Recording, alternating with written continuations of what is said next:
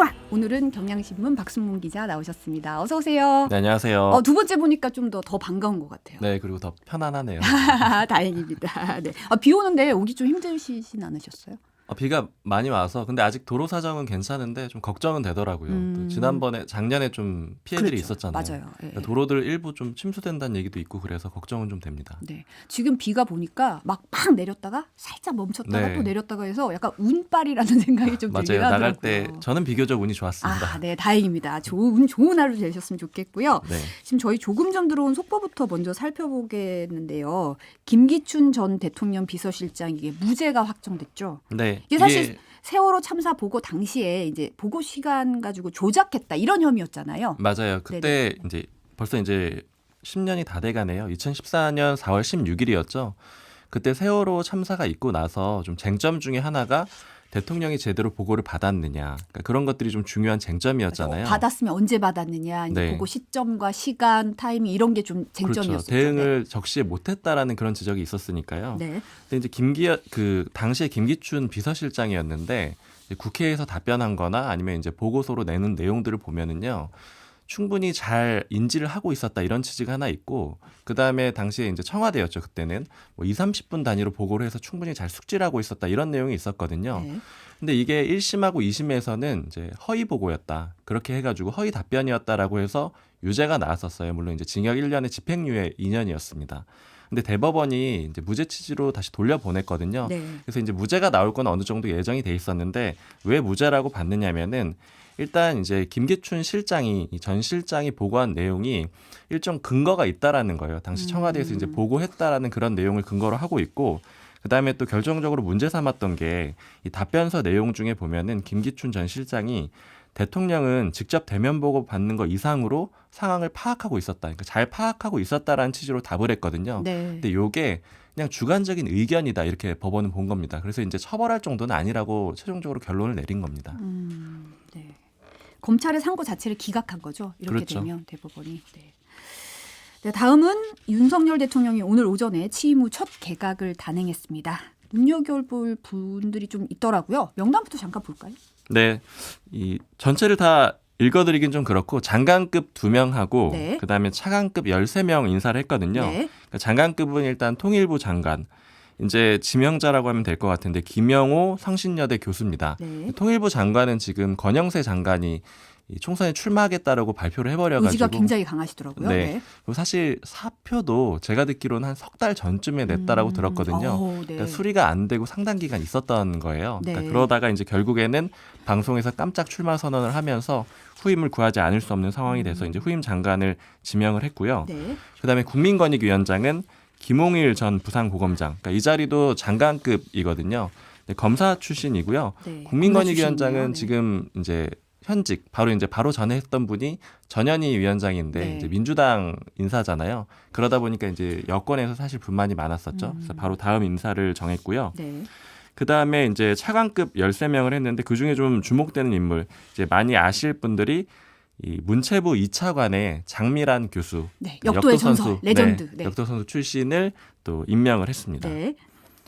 뭐 이외에도 여러 명이 있는데 예를 들자면 이제 좀 주목을 해봐야 될 내용 중에 하나는 네. 그 차관급 중에서 네. 이 차관 중에서 5명이 대통령실 비서관 출신이라는 거예요. 그러니까 요거는 좀 주목해서 먼저 볼 만한 내용인데 네. 사실 이번 개각이 13명의 차관들이 핵심이다라는 얘기도 있었어요. 맞습니다. 네. 사실 지금 이제 원래 예측됐던 방통위원장도 발표를 안 했고 거긴 장관급이거든요. 그리고 통일부 장관은 어쩔 수 없이 해야 되는 그런 상황이었는데 차관급을 5명을 이제 대통령실 비서관을 보냈다라는 거는 맥락을 보면은 좀 이해가 되는데 왜냐면 이제 용산이나 여권에서 굉장히 불만들이 많았던 게 공무원의 복지부동 이런 거예요. 움직이지 않는다. 네, 안 움직인다라는 거죠. 그리고 사실은 공공기관도 안 움직인다. 이런 불만들이 굉장히 많았거든요. 네. 그러니까 예를 들자면 이제 야권 인사가 기관장이면 더 안 움직인다. 뭐 이런 불만들 때문에 이 자리 가지고 싸움 같은 것들도 있었잖아요. 네. 이번에는 이제 공무원을 좀 잡기 위해서 아예 대통령실에서 직접 5명을 보냈다. 이렇게 이해를 하시면 될 좀 것 같아요. 내려보낸다 뭐 이렇게 봐야 되나요? 그렇죠. 국정 기조를 아예 전파할 사람을 그냥 핵심적으로 다 일일이 다 보냈다라고 이렇게 이해를 하시면 될 것 좀 같아요. 이렇게 잡겠다.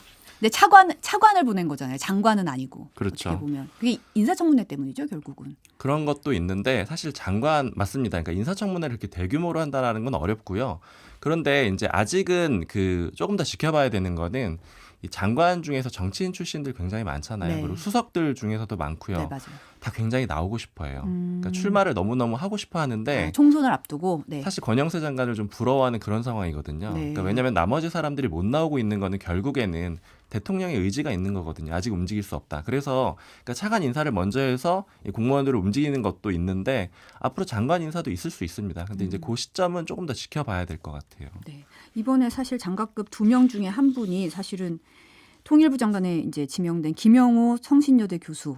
사실 이분이 그동안 쏟아낸 발언들이 몇몇이 사실 좀 우려가 좀 많아요. 네. 어떻게 보면 구구 발언도 많고 남북 관계에 있어서도 굉장히 적대적인 발언들을 좀 쏟아내셔가지고 대북 통일 정책을 펼치기에 적합한 인사냐 이런 문제 제기가 좀 있더라고요.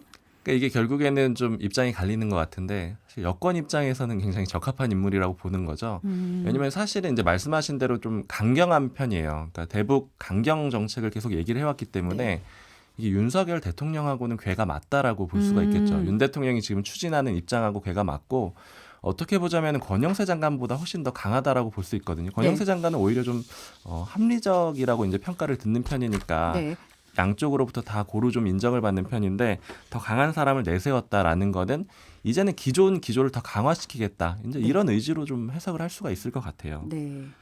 근데 사실 이번에 차관도 통일부 차관이 외교부 출신인 문순현 태국제사가 네. 지명된 걸 놓고 통일부 장차관이 다 이렇게 되면 통일부 앞으로 어떻게 되는 건가 이런 걱정도 좀 있어요. 사실 통일부뿐 아니고 이제 외교부도 좀 그런 얘기들이 많이 있거든요. 네. 그러니까 이제 전체적으로 대통령 기조에 맞추는 그런 게 좀 강하다는 얘기들이 있고 그래서 사실은 이제 여당 내에서도 일부 비판하는 사람들은 이런 얘기를 해요. 그러니까 네. 박근혜 정부 때랑 좀 비교를 하는데 그때 윤병세 장관이었거든요. 그쵸. 외교부 장관이. 네. 근데 그때 별명이 오병세 이런 얘기가 있었어요. 기억하시는지 네네, 모르겠는데 5년 내내 해가지고 오병세 장관이었거든요. 그게 왜냐하면 전통 그 외교관 출신이기도 하고 그다음에 아예 한 자리에 두고 꾸준히 맡겼다라는 거예요. 네. 그러니까 이렇게 되면 이제 외교관들은 약간 그 프라이드라던가 아니면 이제 기존에 해오던 것들이 있기 때문에 이 정부하고 크게 상관없이 자신들 기조대로 쭉 밀어가는 게 있는데 이제 이게 좋다라고 평가하는 사람들도 있거든요. 네. 근데 이제 너무 이 대통령의 의중대로 모든 게 확 바뀌게 되면은 이게 좀 피해가 되지 않을까? 이런 비판도 여당 내에 있고 그래서 이제 외교 정책이나 통일 쪽 그러니까 말씀하신 그 두 분야가 좀 문제가 될 수 있다 이런 비판도 같이 있는데 물론 반론으로 이제 여권 내에서는 대통령의 의지를 따르는 게 이제 정부가 맞다 뭐 이렇게 좀 반론도 같이 있는 상황입니다. 이번 개각 명단에 사실 보류된 분이 이제 방송통신위원장이랑 산업통상자원부 장관이 보류가 됐어요. 네. 그래서 사실 뭐 계속 강행할 거다 얘기가 나왔던 이동관 특보의 거취가 어떻게 되냐, 이게 무슨 배경이냐, 이게 좀 궁금한 대목이기도 하거든요. 맞아요. 저도 궁금해가지고 오늘 바로 물어봤는데 그러니까 일단은 그 임명하겠다라는 기조 자체. 그러니까 제가 지난 월요일에 말씀을 드렸던 게 이제 참모들은 좀 반대의 의견들도 많고 하지만은 대통령은 그래도 의지가 의지가 있다 강하다. 이런 얘기를 말씀을 드렸었는데 네네. 이 방향 자체는 좀 그대로인데 다만 이제 얘기를 들어보니까 좀 잠재워지기를 논란이 좀 조용해지고 좀 적기를 기다리고 있다라 그래요. 이제 얘기를 들어보니까 여러 가지 전략들이 있는 게 아까 이제 장관 인사를 말씀드렸는데 이 장관 인사를 많이 하게 되면은 청문회를 많이 해야 되니까 부담이다. 국정 이렇게도 운영에 볼 부담이 되죠. 수가 네. 있잖아요. 근데 이렇게 볼 수도 있는데 또 반대 해석도 같이 있더라고요. 예를 들자면 이동관 방통위원장을 이제 지명을 한 다음에 다른 장관들도 지금 총선 나오고 싶어하는 사람들 많잖아요. 같이 발표를 해주면은 일종의 이제 해칭이라고 표현을 하더라고요. 좀 희석될 수 있다. 맞습니다. 그러니까 한 명만 딱 하게 되면은 굉장히 집중될 거 아니에요. 안 그래도 지금 굉장히 화제의 인물인데 만약에 여러 장관들을 동시에 지명을 한다. 이렇게 되면 이것도 일종의 전략 중에 하나가 될 수 있거든요. 그래서 시점이 조금 밀리고 있는 것 같습니다. 근데 이제 일단 방향 자체는 아직은 뭐 대안을 찾거나 이런 상황은 아닌 것 같아요. 또 그 얘기도 있더라고요. 지금 공석인 방송통신위원장 자리가 지금 대행 체제고 어떻게 보면 임기가 아직 끝나지 않은 네. 상황에서 어떻게 보면 법적인 뭐 인사청문회 2번 해야 되는 거 아니냐. 그럼 임기가 어떻게 되냐. 뭐 이런 맞습니다. 얘기도 좀 있긴 하더라고요. 맞아요. 그래서 이제 8월 이후가 지금 또 다시 용산에서 좀 얘기가 나오고 있어요. 그러니까 전임 그 방통위원장의 임기가 확실히 끝나는 시점. 그래서 이제 모든 논란도 끝나고 그다음에 이제 덩달아 여론도 좀 같이 보겠다라는 것 같아요. 어떻게 될지 좀 지켜봐야 될. 이제 기조가 자체가 바뀐 건 아닌데 어쨌든 이 타이밍은 좀 늦춰졌다. 네. 이렇게 볼 수 있겠네요. 그리고 하나 또 좀 짚어봐야 되는 게 제가 아까 놓친 게 그 권익위원장 같은 경우에는 이제 김홍일 전 부산고검장이거든요. 네네. 그러니까 역시 좀 검사 출신이라는 거. 그렇죠. 이것도 이제 역시 주목을 해봐야 검사네. 뭐 이런 얘기가 된다라는 나오고 생각이 있더라고요. 들고 네네. 특히 김대기 비서실장이 이런 표현 썼더라고요. 인상적이었던 게 권익위의 기능과 위상을 정상화할 수 있는 책임자다 이런 얘기를 했는데 이제 정상화라는 표현이 이제 그간에 이제 그렇게 정상적이지 않았다라는 정상화라는 의미인 거잖아요. 그렇죠. 네, 그러니까 네. 이제 전현희 전 위원장에 대한 비판도 같이 포함이 돼 있는 것 같습니다. 이분이 윤 대통령 캠프에서 있었던 분이죠. 네, 캠프에도 있었고 특히 이제 네거티브 대응을 캠프에서 했거든요. 그러니까 네거티브 대응하는 거는 사실은 정말 최측근이고 그러니까 그렇죠. 특수부 검사 출신이에요. 그러니까 같이 일했었어요. 그러니까 네. 지금 정치권 인사들보다는 훨씬 더 가까운 그런 사람이라고 할 수 있습니다. 이 윤핵관이죠. 장제원 의원이 이번에 뭐 용산으로 들어가는 거 아니냐 이런 얘기 나왔는데 막 가짜 뉴스다. 나는 불출마 생각한 적도 없다. 굉장히 강하게 발언을 했더라고요. 네, 오늘 인터뷰한 기사가 나왔고 그래서 저도 좀 주목이 됐는데 이게 왜 좀 주목이 됐냐면 여당 내에서 많이 나왔던 얘기들이 만약에 이 윤 대통령의 지지율이 낮게 되면 총선이 어려워지잖아요. 그러니까 네. 아직 이제 시간이 좀 남아 있지만 그래서 만약에 총선에 임박했을 때 지지율이 너무 낮다. 이러면 이제 몇 가지 카드들이 거론이 되는데 그 중에 하나가 이 장제원 의원의 불출마 카드였어요. 그러니까 이렇게 하게 되면은 네네. 예를 들어 다른 사람들, 측근들이나 아니면 소위 말하는 윤핵관 의원들도 희생할 수 하게 이렇게 명분도 서고 그다음에 국민들이 봤을 때도 좋을 거라고 판단을 했다라는 거예요. 이런 얘기들이 굉장히 많이 돌았거든요. 그래서 대신에 이제 장제원 의원은 원래 비서실장을 대통령 비서실장을 원했으니까 추후에 그 자리로 갈 수도 있고 아니면 뭐 지방선거에서 부산시장을 갈 수도 있다. 뭐 이런 얘기들이 있었는데 이걸 좀 강하게 반박을 했습니다. 그래서 오늘 오전에 이제 본인 뜻은 좀 명확해 보이고요. 근데 물론 이제 제가 예전에 들었을 때도 이 카드가 장제원 의원이 원하는 카드는 아니고 장제원 의원은 어찌됐든 간에 4선을 해서 다음 국회에서 초대 원내대표를 하는 걸 제일 원한다라는 얘기를 들었거든요. 네. 근데 다만 상황이 너무 안 좋으면 그러면 이제 이런 카드를 쓸 수 있다라는 플랜 거였는데 B를 가동할 수 있다. 그렇죠. 이제 뭐. 너무 안 좋으면 이제 희생할 수 있다 이런 거였는데 네. 오늘 아침에 이 여권의 좀 분위기를 물어보니까 이제 그렇게 고지 그 말 그대로 듣는 사람도 있고 이제 일부는 진짜 불출마를 할 가능성이 있기 때문에 더 발끈해서 이런 발언을 한 거다 이렇게 해석하는 사람도 있고 그래서 네. 상황은 조금 더 봐야 될 것 같아요. 정치인의 발언이라는 게 있는 그대로 봐야 되는지 속내가 뭔지 참 궁금할 때가 네. 있더라고요. 정치 그렇죠. 이제 기자들은 절대 그대로 보지 않고 항상 더 이면을 좀 따져보기는 하죠. 네. 어제 윤석열 대통령 발언 한번 짚어볼게요. 윤 대통령이 한국자유촌연맹 창립 행사에 참여했잖아요. 네. 뉴스 영상 잠깐 보고 얘기 나누시도록 할게요. 반국가 세력들은 핵 무장을 고도화하는 북한 공산 집단에 대하여 유엔 안보리 제재를 풀어달라고 읍소하고 북한이 다시 침략해오면 유엔사와 그 전력이 자동적으로 작동되는 것을 막기 위해서 종전선언을 합창했다며 비판의 강도를 적나라하게 높였습니다. 우리를 침략하려는 적의 선의를 믿어야 한다는 허황된 가짜 평화 주장이었습니다. 이게 발언 이제 방금 들으셨는데 중요한 것만 좀 짚어보면은요. 반국가 세력 이런 표현이 나옵니다. 네. 이 반국가 세력들이 북한 집단에 대한 유엔 안보리 제재를 풀어달라고 요청을 하고 종전선언을 노래 부르고 다녔다. 근데 이 대목까지 읽어보면 이게 이 반국가 세력이라는 게 결국에는 민주당 내지는 문재인 정부를 뜻한다라는 걸 알 수가 있거든요. 네네. 그리고 돈과 출세 때문에 반국가적 작태를 일삼는 사람들도 너무나 많다. 또 이런 표현도 있고요. 그다음에 종전선언 합창을 했다. 또 이런 표현들도 있거든요. 그러니까 역시 다 야권을 겨냥하고 있다. 이렇게 볼 수가 있고요. 네. 특히 이게 지금 이제 좀 전체적으로 흐름을 보자면은요. 야권에 대한 윤 대통령의 발언이 강해지고 있다. 이렇게도 볼 수가 수위가 있어요. 점점 높아지고 있다. 네. 이게 최근에 수능 때문에 이권 카르텔이라는 표현 많이 들으셨을 텐데 네네. 사실 집권 초에 이권 카르텔이라는 표현을 이미 윤 대통령이 썼었고 그게 야당, 노조, 시민단체. 그러니까 여기가 이권 카르텔이다 이렇게 지목을 한 바가 그렇죠. 있었거든요. 근데 이제는 거기에 더 나아가서 반국가 세력이라고 표현을 한 거잖아요. 네. 반국가 세력이라고 하면 이제 사실은 대화의 상대라고 보기는 좀 어렵고 그렇죠. 강하게 표현하지 않더라도 척결 대상이라는 그런 의미가 되는 거잖아요. 그래서 이제 안 그래도 사실은 지금 이제 여야 간의 대화가 없는데 그런 기조가 더 강화될 걸로 그렇게 볼 수밖에 없을 것 같습니다. 사실 하태경 의원이 오늘 라디오 인터뷰에서 윤 대통령 발언이 사실 요거 최근에 이제 박인환 경찰 제도발전위원장이 문재인 대통령 간첩 발언해가지고 사실은 좀 논란이 됐었잖아요. 그런데 요걸 두둔한 걸로 타이밍상 오해할 수 있는 여지가 있다 이런 얘기를 했어요. 맞습니다. 저는 이 시점에 윤 대통령이 왜 이런 얘기를 했을까 이게 좀 궁금하더라고요. 어떻게 보세요?